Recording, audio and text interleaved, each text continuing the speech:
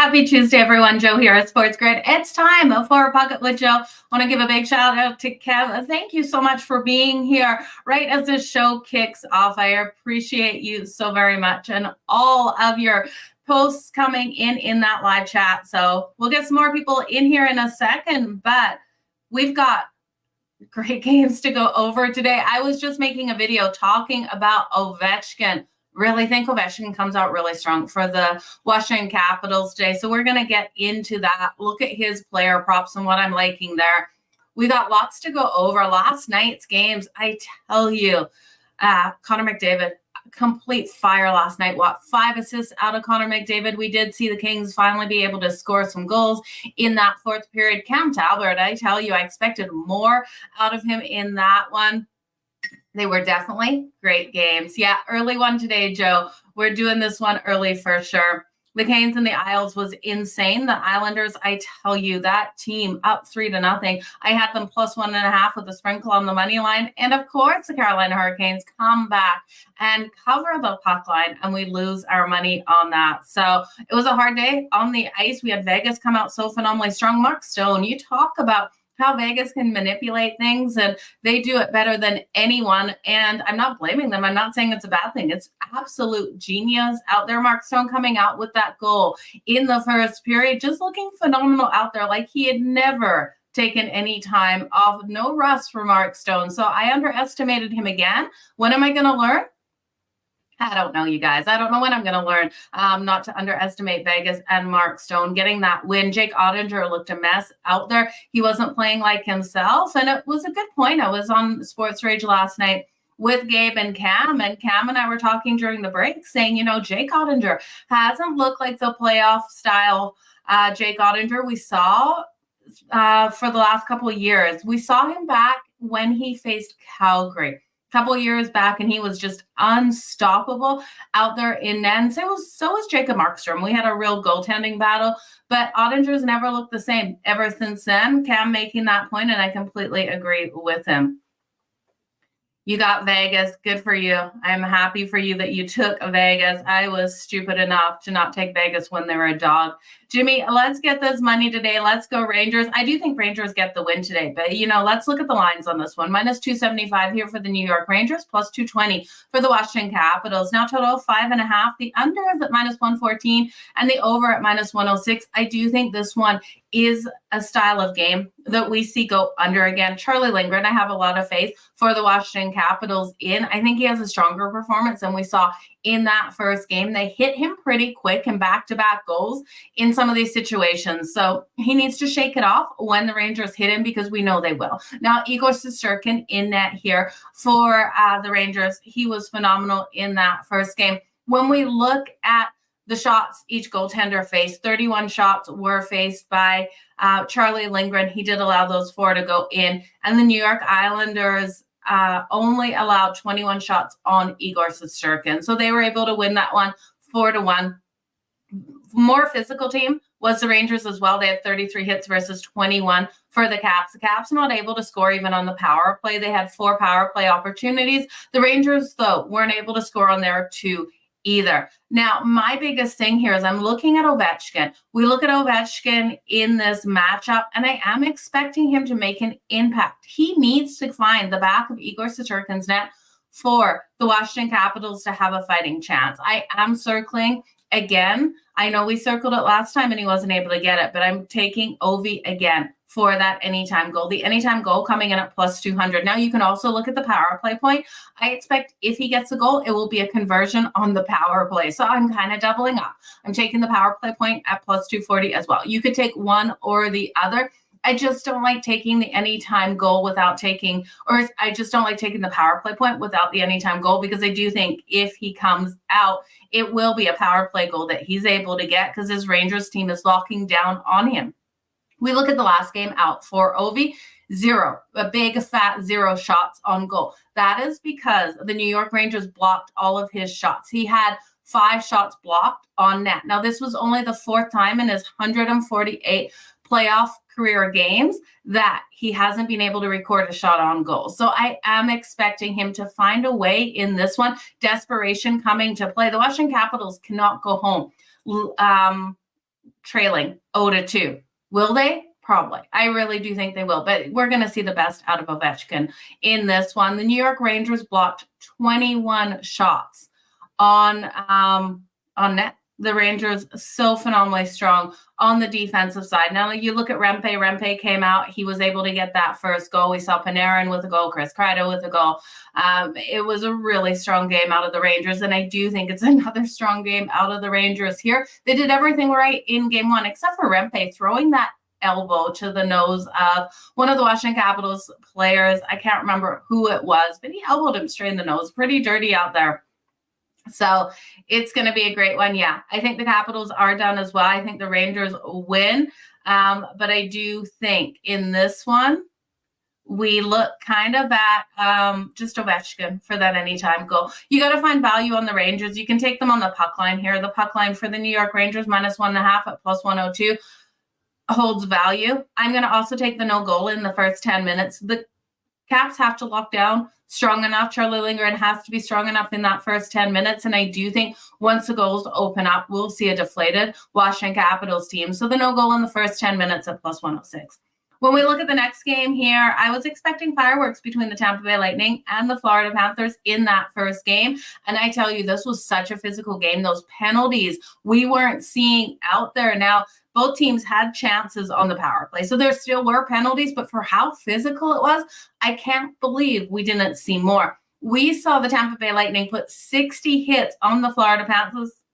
The Florida Panthers coming out with 56. Panthers able to convert on one of their 3 power play opportunities, and the Tampa Bay Lightning able to convert on one of their 2 power play opportunities. Now you got to remember this team had the best power play in the regular season, and they came out phenomenally strong. Now, the block shots were coming into play for the Florida Panthers. They're doing a phenomenal job at giving Bobrovsky that protection. They only allowed 24 shots on Bobrovsky, but we did see the Lightning locked down too on the defensive side, only allowing 28 shots on Andrei Vasilevskiy. So I do think here we have another heavy physical game in this one. I expect those fireworks in the first period, like we saw in the last game, for this first period to go over 1.5. That's coming in at -116. I'm also taking this one to go to overtime. That's coming in at +350. Now, if you're looking at goal scorers, you guys know that I hit Sam Reinhart for the series. He got that first goal of the last game, and I do think he comes out strong again.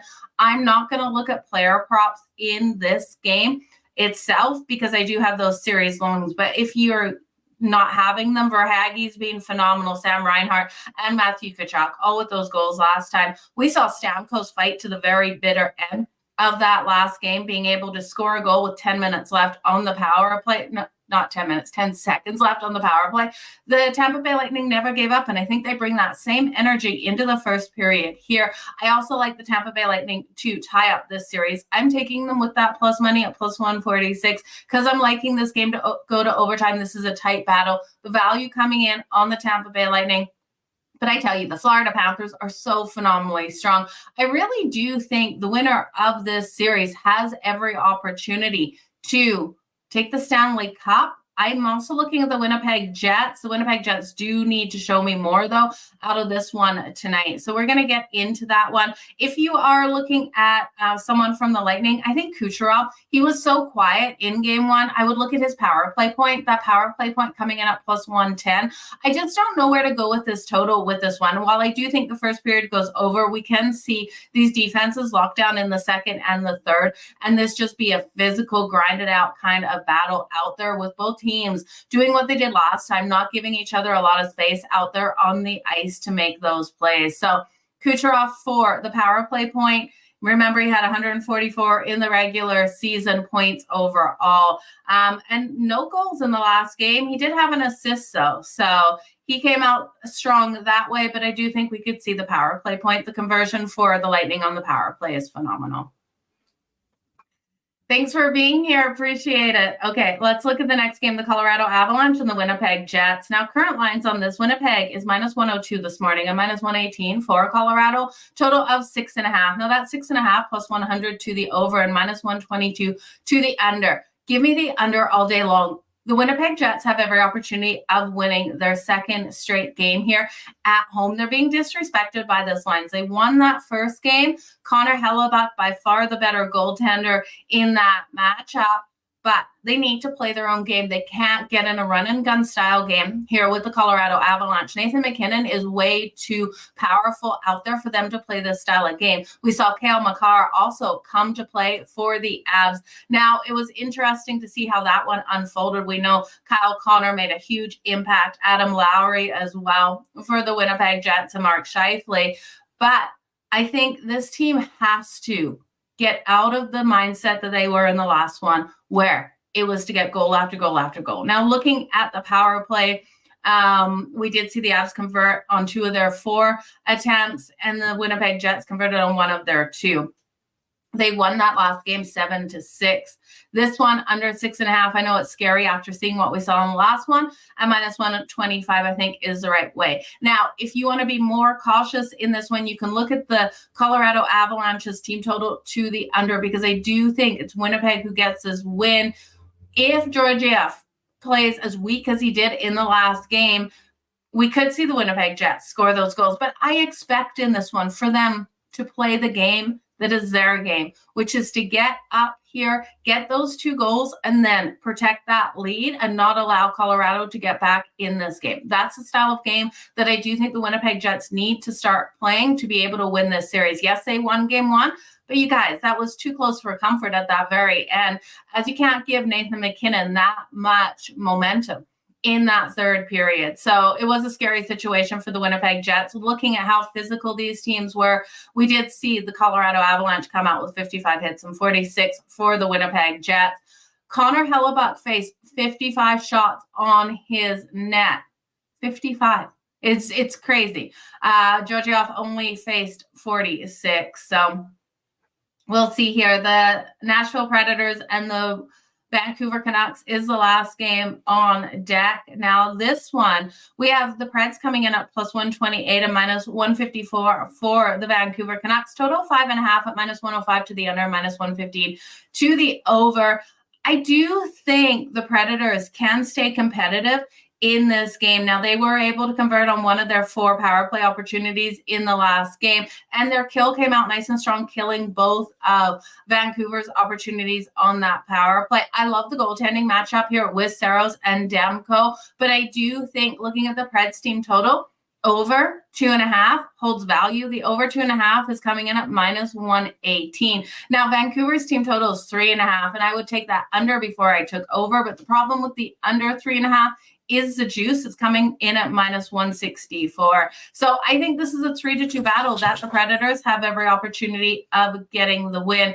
Vancouver came out so strong in that first game, and I love what I saw out of them. But I do think this Predators team is sneaky. They are able to get those goals. I love what we saw out of Ryan O'Reilly and Philip Forsberg in game 1. But you got to give your hats off to the Vancouver Canucks. First playoff game since 2015. The crowd was so energized there. I know Gabe Morency was there, and if you saw any of his live clips from that game, absolutely phenomenal environment. So I do think Vancouver, with that home crowd behind them, has so much value straight up on the money line. But I think either way, 3-2, 4-3 style game. 4-3 if Vancouver gets the win. This game has every opportunity of going to overtime as well. That coming in at +350. I just lean for this one to be a higher scoring game. So the Preds team total over 3.5 at -118, I do think is the way I'm going to go. Now, when we look at Nashville, they've never won a 7-game series when losing game 1. They're 0-12. So if you want to take Vancouver to continue the Preds trend of not being able to win after they've lost game 1 of a series, you can still jump on them to take the series. That's a pretty strong trend to jump in front of. But this Preds team is going to push Vancouver. I think they push them all the way to 7 in this one. I think they're able to pull off a win tonight and tie this series up, take it back to Nashville. And then I think they tie up in Nashville as well. So it's going to be so crazy out there Yeah, some of those plays in the first 5 minutes have been hitting. Those goals have been coming in quick. Now, this is the game, actually, I would look between the Preds and Vancouver for that goal to come in super quick. The goal in the first 5 minutes, I do like in this one. When we look at the Avs and the Jets, after what we saw last game, I expect too much defense for that one to be the goal in the first 5 minutes. But the Tampa Bay Lightning and the Florida Panthers, that goal in the first 5 minutes, I do think is in play. So the Tampa Bay Lightning, Florida Panthers goal in the first 5 minutes, and the Nashville Predators, Vancouver Canucks, I will take in the first 5 minutes, because these teams coming out with just trying to get on that scoreboard first, run and gun kind of hockey out there, looking to upset and rattle a goalie right out of the gate. So we are seeing that. It's absolutely crazy what we're seeing out there on the ice. We need the defensive and goaltending battles to start out there. I think they start tonight between the Winnipeg Jets and the Colorado Avalanche. I just hope the Winnipeg Jets don't push it over the total themselves, because Georgiev, I don't trust him out there in net, and he does need a bounce back. We need the Avs to give him more support out there on the ice. Cale Makar, get those block shots. The block shot market is where to start looking as well. If you're able to get Cale Makar for over 2.5 block shots, absolutely look at those block shots in this one, and look at the defensive players on the other teams for their block shots. Ryan O'Reilly for the block shots for the Nashville Predators is another solid one. Joe going with the Preds and Vancouver total sitting at 5.5.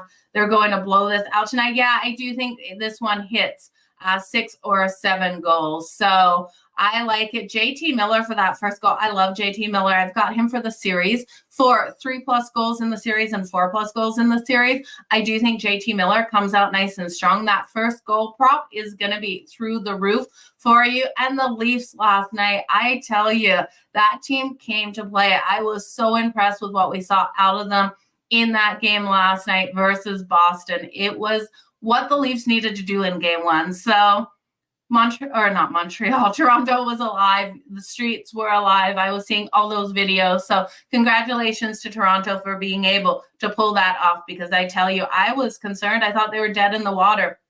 But anyway, you guys, that was it for Puck It with Jo. Make sure you tune in on SportsGrid. I will be on Game Time Decisions later tonight, talking some MLB as well as NHL. So, you can catch me there. There might be some different bets that I'm coming up with, but I'm pretty solidified in where I'm thinking for tonight. Really liking those bets here. Really loving the under of the Winnipeg Jets and the Colorado Avalanche. I really do think that has to be a tight game. That under in the first 10 minutes, no goal in the first 10 minutes, I think is very strong in that one. I just can't see either of these teams. Well, the Avs want to get into a shootout style game. That team is so strong offensively. They have to get those shots to be able, and the goals to be able to win. But I don't think Connor Hellebuyck and the Winnipeg Jets can play that style of game. So going to be a great night out there on the ice. Appreciate each and every one of you for joining me here on the daily. I can't believe we're already game 2 of the series here.